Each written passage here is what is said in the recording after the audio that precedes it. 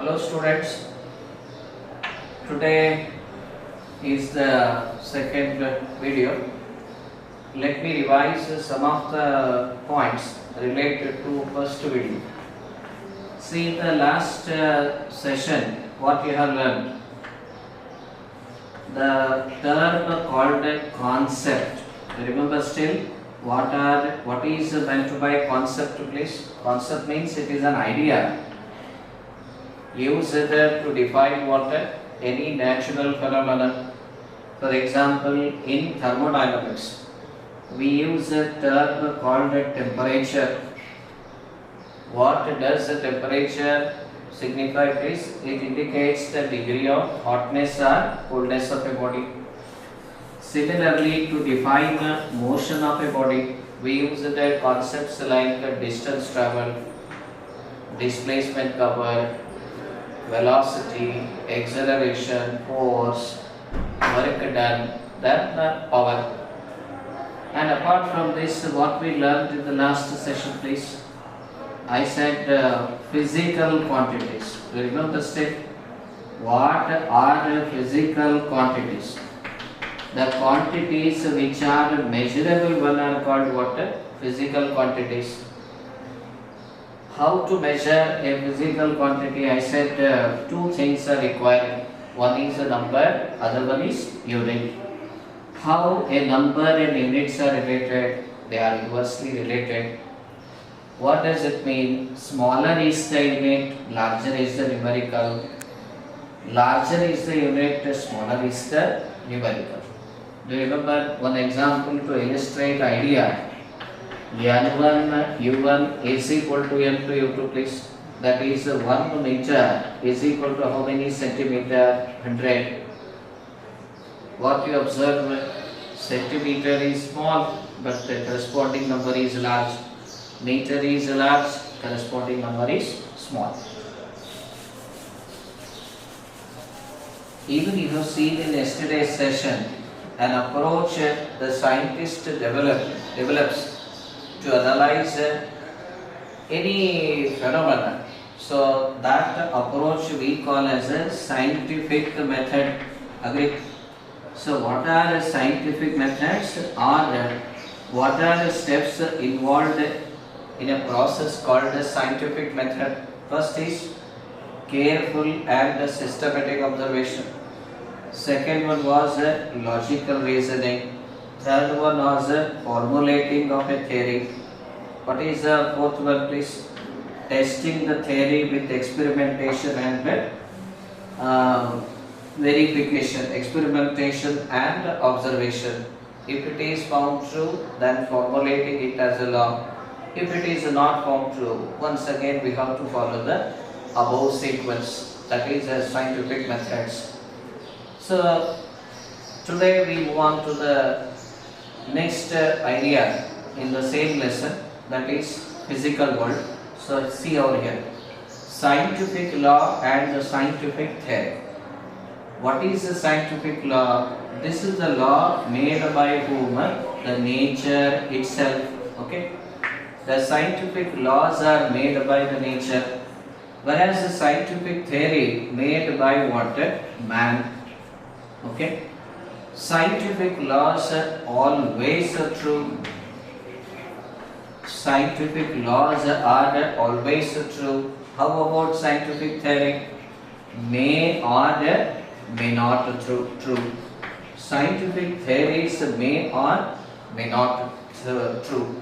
So this is what the major difference between scientific law and scientific theory. So today we move on to the conservation laws. Let me repeat, conservation laws.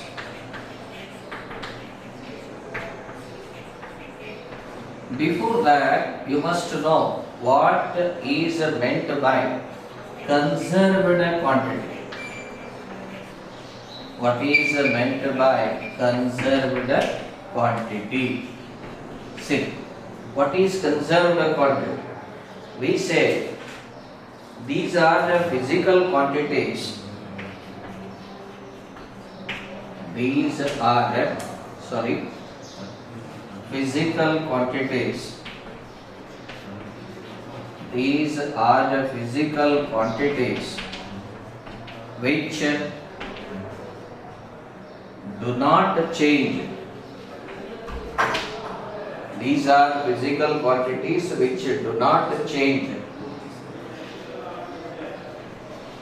in a process. Agree? What are the conserved quantities? These are the quantities which do not change in a process. The conservation laws are the conservation of charge, conservation of water energy, conservation of mass energy or conservation of mass, conservation of momentum. Okay, so there are the nature has these conservation laws. As I said, nature has conservation laws. I would rather say these are scientific laws. They are always true. They never change. So because those involves what are known as conserved quantities, and meanwhile what are conserved quantities? The physical quantities which do not change or which remains same in a process we refer as a conserved quantity. Accordingly we have conservation laws. First conservation is conservation of charge. Just let us focus on these ideas. Conservation of charge. Second one is conservation of energy. Conservation of momentum. Actually momentum has two aspects, two momentum, that is conservation of linear momentum and conservation of angular momentum. One more is there, conservation of water, mass energy. Conservation of mass energy, both are there. Conservation of mass energy. Okay, so conservation laws we have listed out as conservation of charge, conservation of energy, conservation of momentum and conservation of mass energy. So what does the conservation of charge mean? Again the same idea, neither the charges are neither be created nor be destroyed, but simply charges, especially electrons, can be transferred from one body to another. Similarly, conservation of energy neither be created or destroyed, but one form of energy can be converted into another. So you will learn momentum conservation, mass energy conservation in the succeeding lessons. Okay. Now, today we move on to the one more important article called the basic forces of nature. Okay, basic forces of nature. So Newton said that force is always due to interaction. Okay, so Newton said that force is due to interaction. If charges interact, electrostatic force comes into play. If masses interact in the sense coming in contact either physically or of their fields. Okay, so when the charges come in contact, electrostatic force comes into play. When the masses interact, gravitational force comes into play. When the nucleons interact, stronger nuclear force comes into play. So the scientists have identified four basic forces in the nature. So first one is a gravitational force. Gravitational force. Second one is a electromagnetic force. Electromagnetic force. Third one is a weak nuclear force. Weak nuclear force. Fourth one is a strong nuclear force. Okay. There are four basic forces of nature: gravitational force, electromagnetic force, weak nuclear force and strong nuclear force. Among the four basic forces of nature, the weakest force is gravitational force, whereas the strongest force is strong nuclear force. If you want to arrange all the forces in the increasing order, so increasing order in the sense smaller to larger. Increasing will be like this. Gravitational force is smaller than whom? Weak nuclear force. Weak nuclear force is smaller than whom? Electromagnetic force. Electromagnetic force is smaller than whom? Strong nuclear force. Is it okay? What are the basic forces of nature? There are four basic forces of nature. That is what you are seeing over here. Let us discuss one by one. See, first one is a gravitational force. Listen to the concepts carefully, please. Gravitational force. See, the gravitational force, it is the force that is present between the masses of any two bodies separated by distance in the universe. The magnitude of the force was given by Newton's law of gravitation. Here is the formula. F is equal to G m1 m2 by d square. What is the G over here?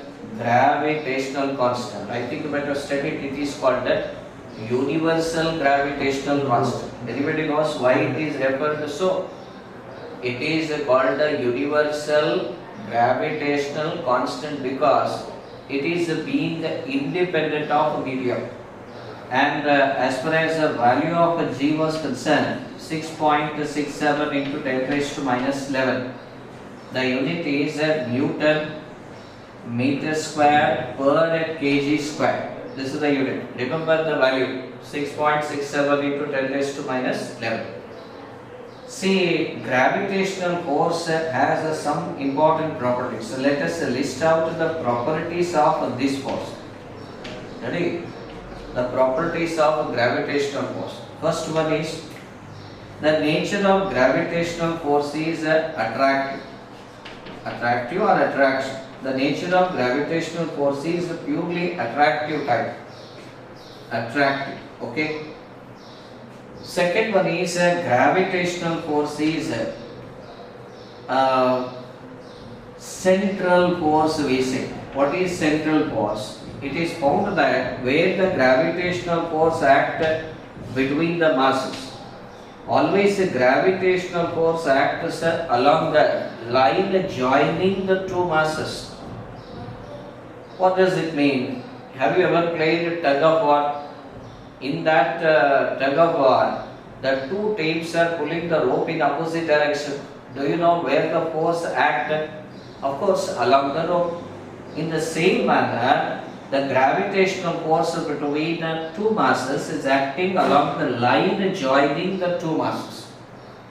Whenever the force acts along the line joining the two objects, that concept is called the central force. Now onwards you remember please. Sometimes they may frame a question, name one central force. Your answer would be gravitational force. Next one, electromagnetic force is also central force. Okay? So let me reiterate, the force that acts along the line joining the two objects or over here is the two masses is called central force. And interestingly, all the central forces are of a conservative type. Conservative. Okay, conservative means what? Here the gravitational force, that is work done by the gravitational force is independent of path forward, but do depends on initial and final positions of the object. So gravitational force is a conservative force. Just see how force and distance are related, please, inversely as a square. That is why we say gravitational force obeys inverse square law of distance we say. Gravitational force obeys inverse square law of distance. What does it mean? As the distance from the mass increases, then what happens? The force between them decreases. The best example is just see. Our earth rotate around the sun in elliptical order like this. Okay, here is your earth. This is the larger distance, whereas this is smaller distance. When your earth is say at point A, when our earth is say at point B, can you guess where the gravitational force of attraction between the sun and the earth will be more? When it is positioned at B or when it is positioned at A? Using the inverse square law of distance, very easily you can interpret. See, when your earth approaches the point B, the distance aspect will be less. That is why corresponding force will be more. That is what the Newton said about gravitational force. Always a force can vary with the distance. So how the force can vary with the distance? Inversely as a square of a distance. And one more important thing, always all the basic forces are considered to be of exchange type. Let me repeat, all the basic forces of nature are considered to be exchange type. For the gravitational force, the particles that are known to be exchanged between the two masses are gravitons. Okay, gravitons are the particles known to be exchanged between the masses of two bodies. Okay, let us revamp the basics points about the gravitational force. Let me repeat. Gravitational force is the force which is present in masses of any two bodies separate by distance in the universe. And regarding the nature, it is attractive in nature. Where the force acts, it is always along the line joining the two masses, hence it is called central force. Interestingly, all central forces comes under conservative type. This gravitational force obeys the inverse square law of distance, and the scientists now they are saying that all the basic forces generally comes under category of exchange type, and here the particles that are known to be exchanged are gravitons. And last one is gravitation is the weakest force among the basic forces of nature. Are you hearing? So gravitational force is the weakest force among the basic forces of nature. Okay. Now we go on to the electromagnetic force. Okay. Let me write electromagnetic force. See, electromagnetic force, it is the force present between the two charges separated by distance. The formula is F is equal to K times Q1 Q2 by B square. This is the electromagnetic force that is present between the two charges separated by distance. So let us analyze its property. Similar to gravitational force, it is the nature similar to gravitational force. This electromagnetic force also obeys inverse square law of distance. That is, as the distance between the two charges increases, the force magnitude decreases.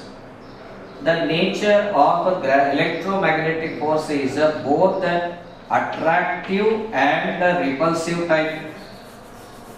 The nature of electromagnetic force is both attractive and repulsive type. Okay. Next is where the force acts. It is also acting along the line joining the two charges. That is why it is called the central force. Already I said all central forces comes under what category?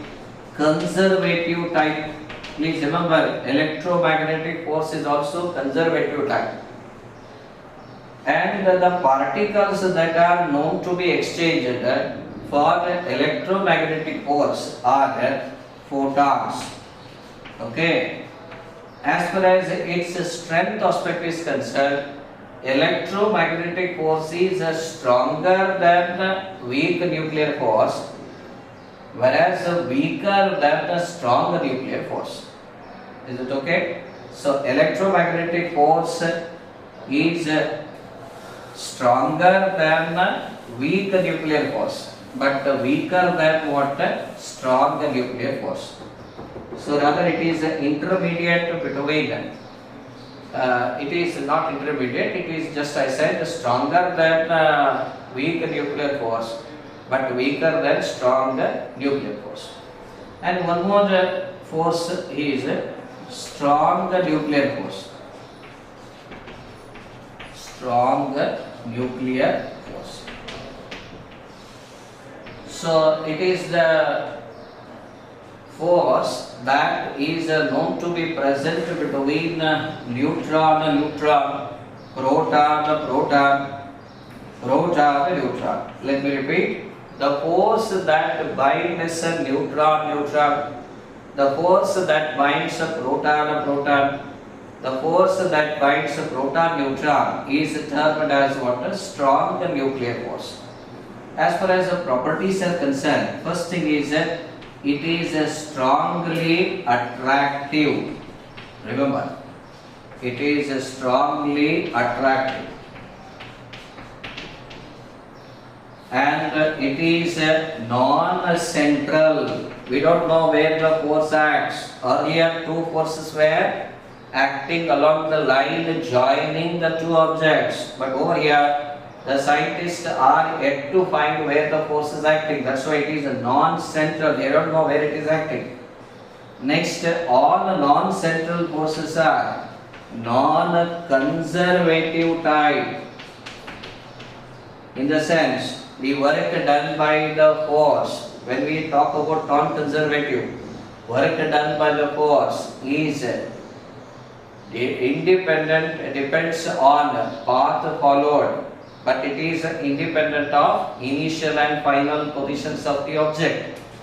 So another thing is the particles that are known to be exchanged to contribute strong nuclear forces are mesons. Okay, mesons are believed to be exchanged between the nucleons so as to contribute what? A strong nuclear force. And what is another very important point about a strong nuclear force? It is the strongest force among the basic forces of nature. Okay, so just go through what are the special features about strong nuclear force and how we have to remember like this. Name the strongest basic force of nature is strong nuclear force. Name the short range force means the same. Actually, it is a short range force. It is lying in the order 10 raised to minus 15 meter. Name the non-central forces. Of course, many examples of non-central are there, but you can say strong nuclear force is an example of non-central force. One more last, weak nuclear force. What is that? Weak nuclear force. Okay. So where do you find the weak nuclear force? Especially in radioactivity. There you will find the weak nuclear force. As far as the properties are concerned, it is a non-central force. The properties are non-central force. Then of course non-conservative.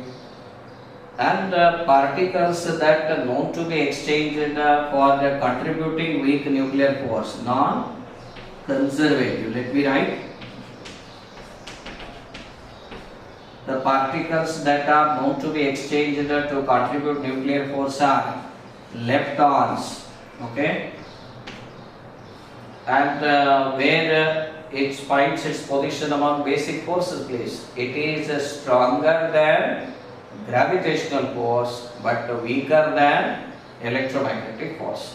Okay, so in this way we have learned some of the basic forces of nature along with their properties. Now let us summarize the order how these are I said strong nuclear force. Strong nuclear force greater than, yes, electromagnetic force. Okay, and next position, weak nuclear force. Okay, students. Then last one, gravitational force.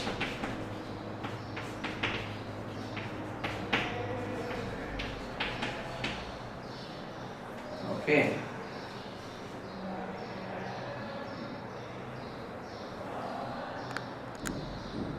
The principles and the laws of physics can be used for various applications.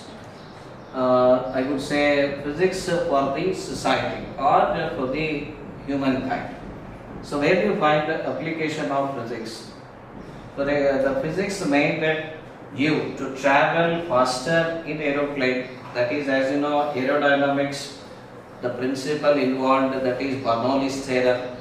All these are nothing but physics only. This is how our physics has contributed a very essential device called aeroplane to the society. And nowadays everybody is able to travel faster in aeroplane. And the next we can enjoy color televisions. Earlier we used to have black and white televisions. Now we can enjoy various colors, and this is a credit goes to whom? The principles and the laws of physics involved. And nowadays we always rely on accuracy, and especially to rely on accuracy we make use of computers. And as you know, the computer uses logic gates, integrated circuits. That is, most of the electronics is nothing but a branch of physics only. So this is how the physics has contributed to the society. And whatever we say modern world, all these credits are the underlying principle of all these credits are the basic physics laws. And now we use satellites for communication. Now we have two types of satellites. I hope you know. One is geostationary satellites, that is orbiting on the equatorial plane, whereas the polar satellites, which is orbiting in the polar region, north to south direction. So all these are, as you know, polar satellites are helpful in as what we call surveying the land, sea, all these. Whereas the communication, that is geostationary satellites, are helpful in communication. Therefore, the physics are now doing a lot of contribution to the society as a whole.